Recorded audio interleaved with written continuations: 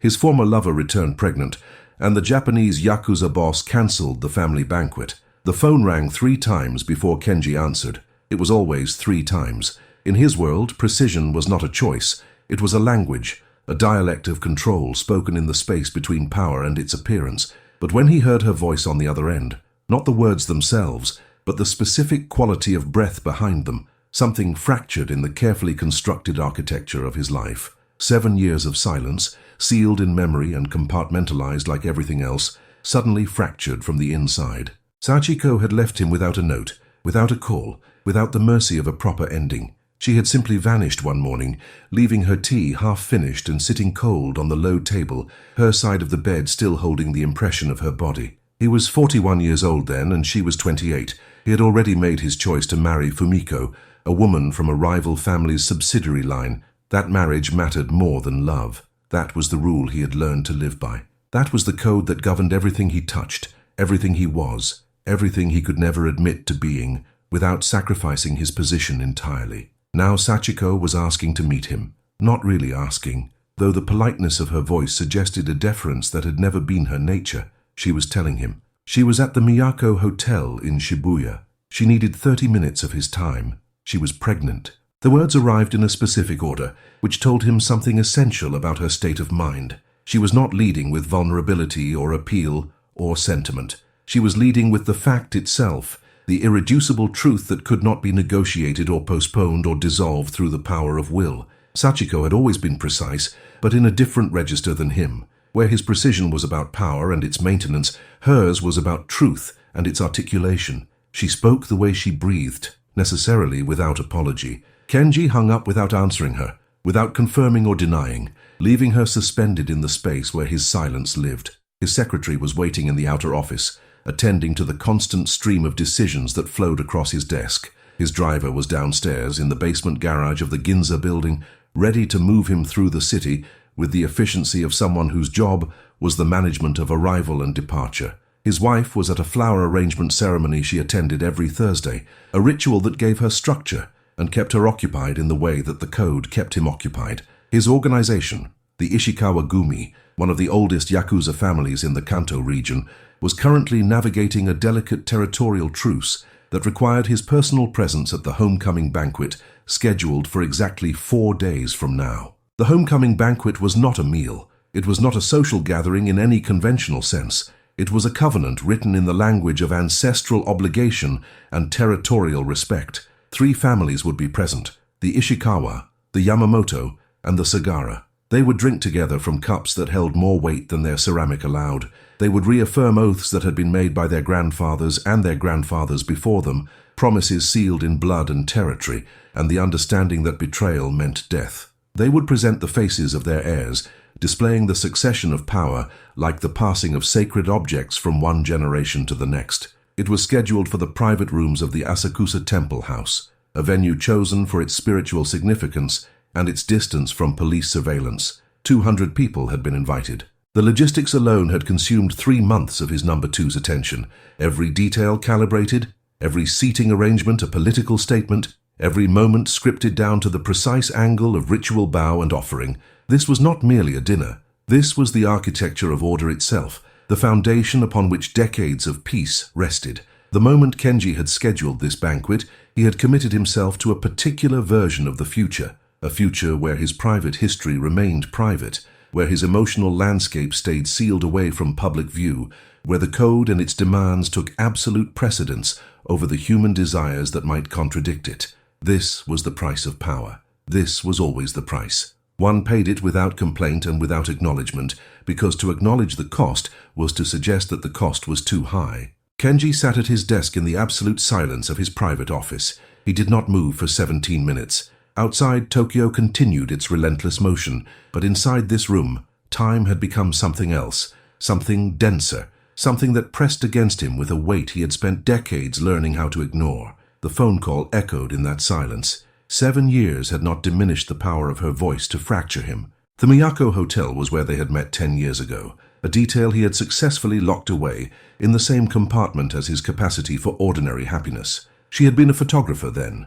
shooting a story about the architecture of mid-century Tokyo, looking at the bones of the city while the city looked through her without seeing. He had been having coffee alone, which was something he never did. A character flaw he had learned to exploit for moments of necessary solitude, small pockets of privacy where he could be someone without the weight of being someone. She had asked if she could sit at his table, a simple question that violated nothing except his own careful arrangements. He had said yes, breaking a rule he didn't even know he had until he was breaking it.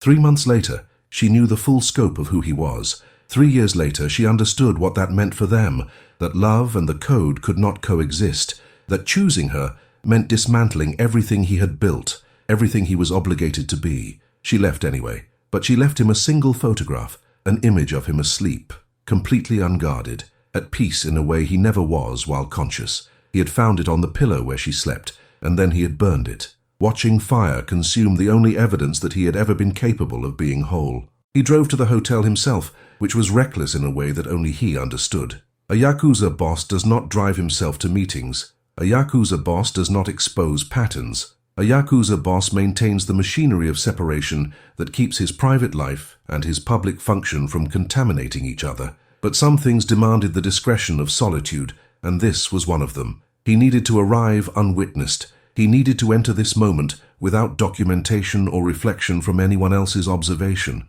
The streets of Tokyo flowed around him as he drove, businessmen in dark suits, schoolchildren in uniforms, the visible machinery of a society that had no idea of the machinery that moved beneath it.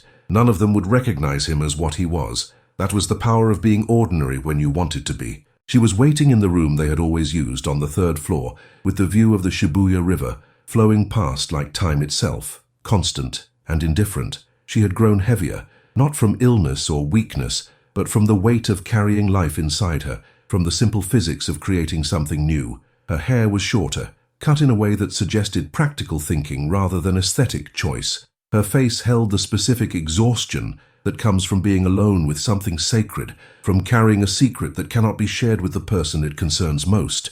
She looked like someone who had made a decision and was now living inside that decision every moment, breathing it, carrying it. When she saw him, she didn't stand to greet him. She simply placed her hand on her belly, a gesture so deliberate, so freighted with meaning that it stopped him in the doorway. He understood immediately. This is not negotiable. This exists. This is beyond your power to unmake or reshape or control through force of will. 7 months, she said, her voice steady in a way that suggested she had rehearsed this, that she had prepared herself for this moment with the same precision he brought to every negotiation. The midwife says the child is strong. The heartbeat is regular. All signs indicate a healthy development. The doctor says I should expect delivery sometime in August, probably mid-month. The child moves frequently at night, which apparently means good health and good lungs. I've been recording his movements, noting patterns. I know him already, before I've ever met him. Kenji remained by the door, unable to move forward or backward, suspended in the space between what he was and what he was being asked to become. "Why are you telling me?" he asked, and the question was not what he meant to ask at all. "Because he has the right to know." She shifted her weight, and he saw the pain of the gesture cross her face like weather passing over landscape. "I didn't give him the choice to exist. The least I can do is give him the choice to know where he comes from." The pronoun landed like a stone in still water. He had not allowed himself to imagine the child's gender, had kept the abstraction absolute to protect himself from the reality it contained. "How do you know it's a boy?" "The ultrasound," she said simply. The technician was quite clear about it. "And I know many other things as well. I know you've married Fumiko. I know the Ishikawa Gumi is moving toward a power consolidation with the families in the Kanto region. I know the Yamamoto family is struggling with succession, that their current leader's son has proven unreliable, and that the power structure is destabilizing. I know the Sagara have been approached by people from Osaka who want to destabilize the current territorial arrangement. I know you scheduled the homecoming banquet because it's the only way to rebuild trust among the 3 families and prevent a war that would destroy everything you've worked for and everything these people have built." He did not ask how she knew these things. That was not the important question. That was not the question that mattered in this moment, when the world had shifted on its axis. "I also know," she continued, and now there were tears on her face, though her voice remained steady, "that I had no right to leave the way I did. I had no right to disappear and leave you with nothing but questions and silence, and I have no right to be here now. walking back into your life like I have some claim on it. But this child has every right. He has a right to know his father exists. He has a right to know why his mother made the choices she made. So I'm telling you now, before you hear it from someone else, before it becomes leverage against you in your world of codes and obligations, I'm telling you first, and I'm asking you to do something with that information that makes sense for you. Does anyone else know? No. And no one will unless you tell them. That's the only power I have, your discretion, your choice about whether to keep this secret or let it transform into something public and political. Kenji moved for the first time since entering the room. He sat in the chair across from her, not near her, not touching, maintaining the distance that courtesy and caution demanded. "Where will you go?" he asked, and the question held the weight of 1,000 other questions nested inside it. "Canada," she said. "Vancouver. I have a sister there. She left Japan 5 years ago and she's built a life there. I have a job offer from a photography studio that works with documentary filmmakers. I have savings. I have a plan that's been developing for months ever since I knew I was pregnant and knew what that meant. I've been researching schools, neighborhoods, healthcare options. I've thought about this very carefully. How much will you need?" he asked, and she flinched, not at the question itself, but at the answer she had to give, at the implications of what he was asking.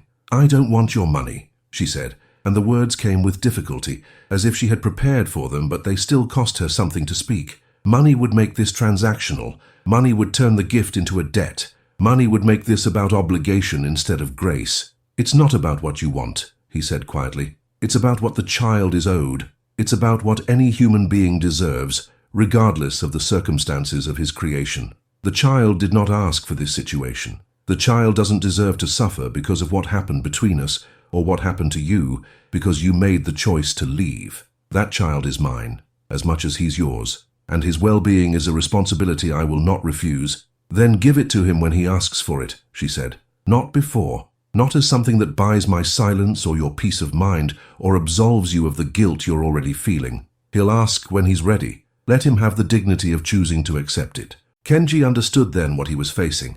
This was not a woman seeking rescue or recognition or revenge. This was not a woman trying to trap him into something, to use the child as leverage, to demand that he reshape his life according to her needs. This was a woman who had already chosen her path with absolute clarity, and she was simply extending him the courtesy of knowing before the world discovered it. It was a form of grace he did not deserve. It was the grace that came from someone who understood what love actually meant when all the romantic possibility had been burned away. "When do you leave?" he asked. "Next Tuesday. I've arranged everything quietly. I've given notice at work. I've arranged for storage of my belongings. I have a visa and a preliminary job offer. I've set aside enough money to live for 6 months while I establish myself. I've purchased plane tickets. I've arranged with my sister to have a place to stay. I'm not doing this impulsively. I've had months to prepare. 4 days, he thought. The banquet is in 4 days. I wanted to tell you in person because you deserve that much, Sachiko said, and now she placed both hands on her belly, cradling it with a tenderness that made him look away. I've thought about what to say for weeks. I've rehearsed different versions, different approaches, different ways to make this easier. But there's no way to make this easy, so I'm just going to say it. I left 7 years ago because staying meant choosing between you and myself, and I wasn't strong enough to make that choice consciously. I was 28 years old and you were about to marry another woman, and the person I was supposed to be in your life was someone who disappeared quietly and never caused a disturbance. So I did. I ran. I've spent 7 years wondering what would have happened if I'd told you the truth instead of just vanishing. This time I'm telling you the truth. Whatever you do with it, that's your choice to make. That's always been your choice. That evening, Kenji returned to his office in the Ginza district. The building was 40 stories tall and housed legitimate businesses on the first 20 floors, insurance companies, trading firms, venture capital operations that paid taxes and maintained official facades. The upper floors were something else entirely. The Ishikawa Gumi lived in the upper registers, in spaces that did not appear on any official blueprint, in rooms where the real work of territorial management and obligation and consequence happened away from the sight of police helicopters and investigative journalists. He took the private elevator to the 34th floor, where his personal suite overlooked the entire district, a view that belonged to him, that only he was permitted to occupy. The city spread out below him like a map of his own power, every building and street and intersection a space where his influence extended in ways that could not be measured by official registries. His number two, Masaru, was waiting in the outer office with the final details for the banquet. Masaru had been with him for 23 years. They had done things together, things he could never discuss, things that could never be documented, that created an unbreakable bond. It was not a bond of love or even friendship in any conventional sense. It was a bond of consequence, of shared obligation, of knowledge that could never be unlearned or untold. There were no secrets between them that mattered, because whatever secrets they kept together. And yet Kenji was about to ask him to shoulder a burden without understanding its weight. "The seating arrangements," Masaru said, spreading papers across the low table with the precision of someone arranging pieces on a chessboard. "We've received a preliminary response from the Yamamoto clan. They've requested that we position them closer to the central offering area. They're concerned about face given their current succession situation. They want to be seen in a position of strength, not merely accommodation. The Sagara have suggested they be positioned near the sake vessels to honor their role as mediators. Everyone wants to appear important. Everyone is afraid of appearing weak. What did you tell them? That I would inform you of their preference and that you would make the determination, that the seating was ultimately your decision, and that you would craft the arrangement in a way that honored all parties equally." Kenji looked at the arrangements, at the careful mathematics of how three families could sit in the same room, without one dominating the other, without anyone losing face, without the fragile peace collapsing into the war that he and everyone like him understood to be always lurking beneath the surface. Everything balanced. Everything was calculated. The room itself had been designed by a feng shui master brought from Hong Kong specifically for this purpose. The presentation would be flawless. Every element had been considered, every symbolic detail arranged to suggest harmony, to indicate that the Ishikawa were strong enough to be generous, confident enough to be fair. "Cancel it," Kenji said. Masaru's hand froze over the papers. This was not something that happened. This was not something that was possible. The cancellation of the homecoming banquet would be a rupture in the fabric of the territorial agreement. It would be read as a signal of weakness or strength or betrayal or illness or political maneuvering. Masaru's mind was already working through the implications, running scenarios, calculating fallout. "Cancel the homecoming banquet?" he asked slowly, as if speaking the words might make them less true. "Postpone," Kenji clarified. 2 weeks. We'll reschedule it for mid-April. The invitations have already been distributed. The families have adjusted their schedules. The suppliers have been contracted. The security arrangements are in place. The shrine has been reserved.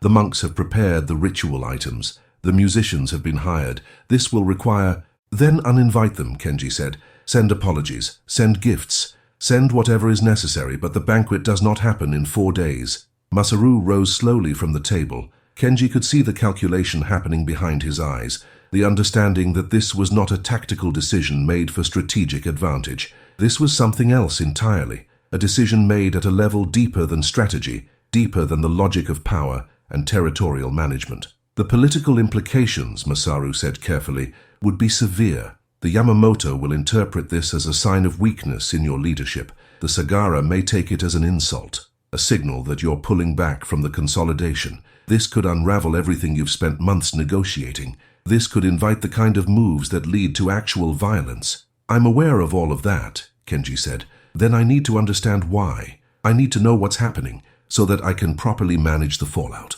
Kenji looked at his number 2, at the man who had killed for him, who had bled for him, who had never questioned his authority. I can't tell you, he said quietly. Not yet. But I'm asking you to trust me in a way I've never asked before. I'm asking you to cancel the banquet and manage the consequences without knowing the reason. Can you do that? Masaru understood then that this was not a negotiation. This was a decision that had already been made at some level that transcended the usual machinery of authority. It was a moment where he had to choose to press for understanding and risk rupturing their relationship, or to accept the mystery and maintain the bond that had held them together for more than 2 decades. Yes, he said finally, I can do that. I'll tell them the space is required for urgent renovations to the temple house. I'll suggest that the timing was inadvertently overlapping with a family medical matter that requires your personal attention. I'll craft the narrative so that it appears to be a matter of discretion rather than weakness. Thank you, Kenji said, and he meant it in a way that words could barely contain. After Masaru left, Kenji sat in the darkness of his office for hours. Outside, Tokyo glittered with the relentless life of millions of people, each living within their own constraints and rules and compromises, each making the small choices that accumulated into the shape of a life. He thought about Sachiko packing a suitcase in some apartment he would never see. He thought about the child that was happening in her body, growing cells by cells, developing into something that would be both him and not him. He thought about what it meant to love someone so much that you let them go, and what it meant to live in the wake of that choosing. He thought of the code he had spent his entire life serving, the code that demanded loyalty above all other loyalties,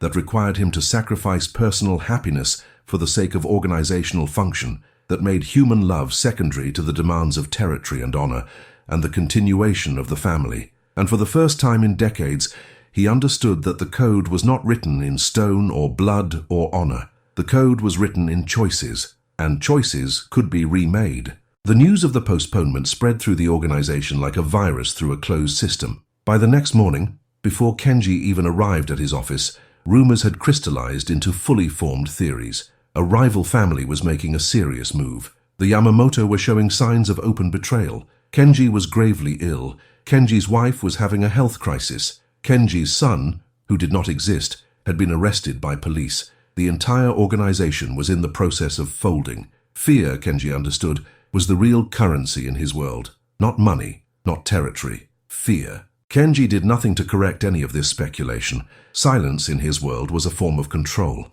Let them wonder. Let them adjust their expectations to the new reality. In the space of uncertainty, fear did the real work of maintaining stability. Fear kept people focused on the immediate task, rather than asking dangerous questions. Let his people speculate and worry and recalculate. In that recalculation, something new might emerge, something different from what he had planned. On Friday, Fumiko asked him directly. She was a woman of few words and direct approach, qualities he had come to respect in ways that went beyond the political calculation of their marriage. They were in their home in Minato, a modern house that looked like it belonged to a technology executive or a corporate lawyer, deliberately stripped of any aesthetic that might suggest its resident's occupation. Fumiko had designed it that way deliberately, a space of absolute normality, a refuge where the code was not permitted to enter. "Why did you cancel the banquet?" she asked him directly. He could have lied. He could have provided her with the explanation he had given Masaru, the narrative about renovations and scheduling conflicts.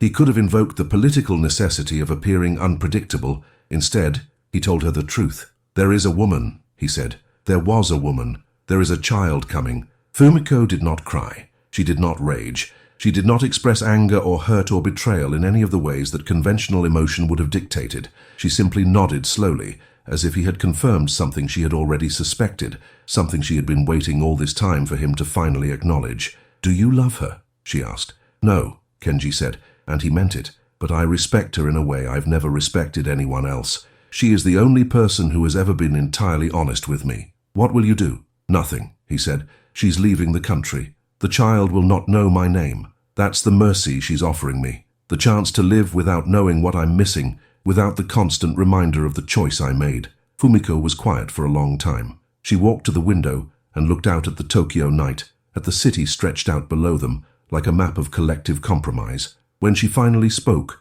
her voice was steady and clear. "You cancelled the banquet because of guilt," she said. "You needed time to decide if you were the kind of man who could stay within the code, or the kind of man who would break it. You were trying to figure out if you could stand at that banquet and reinforce a system that requires you to erase this woman and this child from your existence as if they never mattered at all." "Yes," Kenji said. "That's exactly what I was trying to figure out." "And what did you decide?" "I decided that I can't do it. I can't stand there and pretend that the most important decision I ever made, the decision to let her go, was the right one.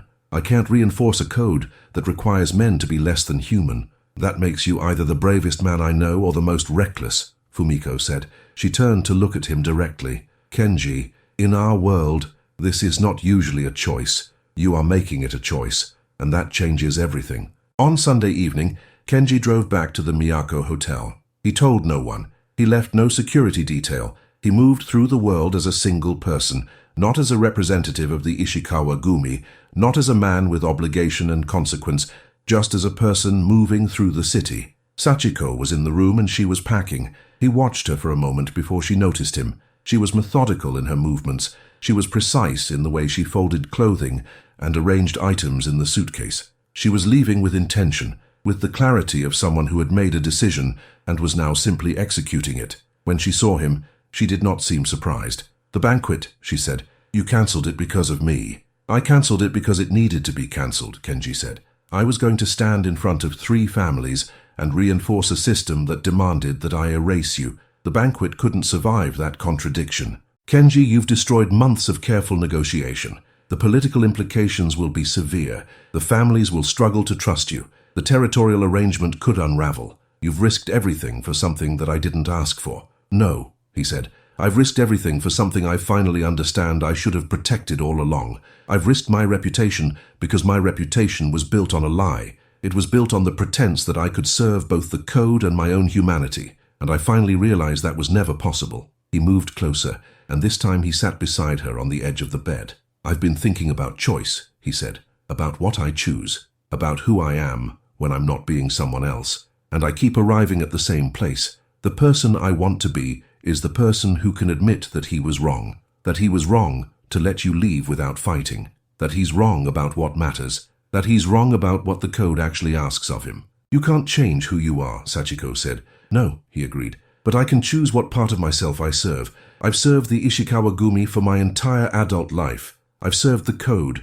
I've served the family I married into. I've never served myself, and I've never served someone I actually love without asking them to disappear. That ends now." Sachiko turned to look at him fully. There were tears on her face. "I left because I was afraid," she said. "I was afraid that if I stayed I would become small, that I would become the price of your loyalty instead of the companion of your life. I was afraid I would watch you slowly erase me, the way the code requires." "And now?" he asked. "Now I'm still leaving," she said, and the words seemed to pain her. "Because it's still the right choice, but the reason has changed. I'm leaving because you finally understood something, because you cancelled the banquet, because you're willing to be incomplete in your world so that you can be whole in another one. That's the gift you're giving me. Will you tell him about me?" "Yes. When he's old enough to understand what choice means, I'll tell him that his father chose something that cost him everything, and that choice was made because of love. Not despite the cost, but because of it. Because real love isn't the romantic kind. It's the kind where you destroy your own power for someone else's freedom." Kenji and Sachiko did not spend the night together. That would have crossed a line that felt important to honor, a boundary that needed to remain intact. Instead, they talked until dawn came through the window, and in their talking they gave each other the gift of a proper ending, something they had never had before, something that neither of them had believed was possible. When Sachiko left for Vancouver on Tuesday morning, she left him a letter sealed in an envelope. It contained a photograph, Sachiko and the child, delivered 4 months after her departure. The child had his eyes. The letter contained no words, just a date marked in careful handwriting, the child's birthday, and an address in Vancouver, and a single line written in her precise handwriting, "When he's ready to know you." The homecoming banquet was rescheduled for 2 weeks later. By that time, the rumors had spread and evolved into narratives that he did not correct or deny. People had adapted their expectations to the new reality.